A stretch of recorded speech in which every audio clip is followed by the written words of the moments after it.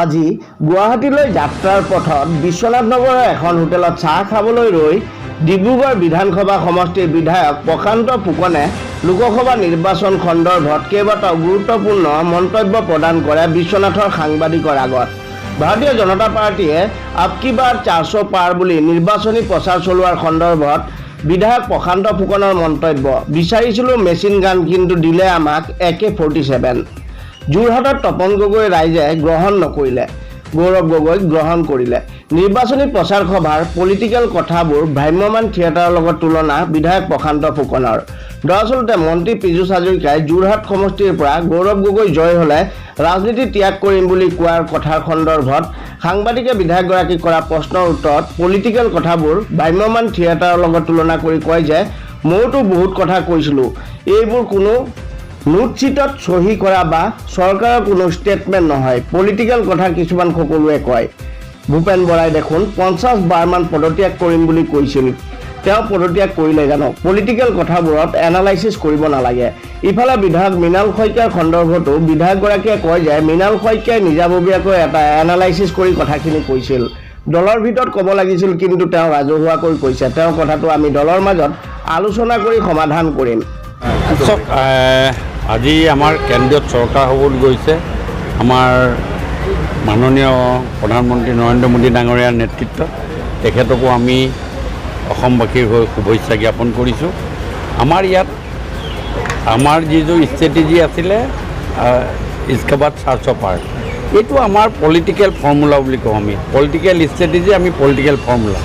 আমি এইবাৰ 400 পাম। আমি এটা মেণ্টেল প্ৰেছাৰ আছিলে অপজিশ্যনৰ ওপৰত। আমি 400 পাৰ বুলি আমি কৈছিলোঁ। আমি বিচাৰিছিলোঁ মেচিন গান, আমি বন্দুক পালোঁ। আমি ৰাইজক তাৰ কাৰণে শুভেচ্ছা দিছোঁ, কিন্তু ৰাইজে আমাক চৰকাৰ গঠন কৰিবলৈ সুবিধা এটা দিলে, আমাক মেচিন গান নিদিলে, কিন্তু আমাক এটা বন্দুক দিলে। যি নহওক, এতিয়া আমাৰ NDA সন্মান ৰাখি আমি আগন্তুক দিনত অহা 5 বছৰ নৰেন্দ্ৰ মোদী ডাঙৰীয়া প্ৰধানমন্ত্ৰী হিচাপে 8 তাৰিখে শপত গ্ৰহণ কৰিব। আমাৰ লগত TDP থাকিব, CDU থাকিব, থাকি আমি সমিলমিলভাৱে, কাৰণ তেওঁলোকে আমাৰ লগত আগৰ পৰা আগতো আছিলে আৰু তেওঁলোকে আগৰ পৰা ওলাই আহি, ইণ্ডিয়াৰ পৰা ওলাই আহি আমাৰ লগত আছেহি। সেইকাৰণে আমি সৰ্বসন্মতিক্ৰমে তেওঁলোকৰ লগত আলোচনা কৰি আমি তেওঁলোকৰ লগত আমি চৰকাৰ গঠন কৰি তৃতীয়বাৰৰ কাৰণে ভাৰতৰ প্ৰধানমন্ত্ৰী নৰেন্দ্ৰ মোদী ডাঙৰীয়া হ'ব। তপন দলৰে এটা হিচাপ থাকে। এতিয়া তপন গগৈ যোৰহাটবাসী ৰাইজে আমাৰ তপন গগৈক গ্ৰহণ নকৰিলে, আমাৰ গৌৰৱ গগৈক গ্ৰহণ কৰিলে। গৌৰৱ গগৈৰ ওপৰতো আমাৰ সদিচ্ছা আছে, শুভেচ্ছা আছে। তেখেতেও আহক, তেখেত পাৰ্লিয়ামেণ্টলৈ আহক। অপজিশ্যনো ষ্ট্ৰং অপজিশ্যন লাগে, তেওঁ আহক, সেইধৰণে তেওঁ কাম বন কৰক। কিন্তু কথা হ'ল যে আমি অসমখনৰ উন্নয়নৰ কথা তপন গগৈও চিন্তা কৰে, আমাৰ গৌৰৱ গগৈও চিন্তা কৰে। চিন্তা কৰি আমি আগুৱাই লৈ যাব লাগিব।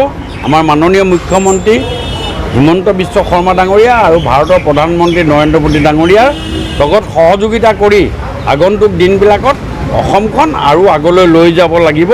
তাৰে এটা প্ৰমাণ আমাৰ তৃতীয় কাৰ্যকাল আৰম্ভ হোৱাৰ আগতেই অসমত আৰু এখন আমি IIM পোৱাৰ যি কৃতিত্ব লাভ কৰিলোঁ, সেইটোৱে এটা ছিগনিফিকেণ্ট যে আগন্তুক দিনত অসমে কেন্দ্ৰৰ পৰা আমি যথেষ্টখিনি সঁহাৰি লাভ কৰিম।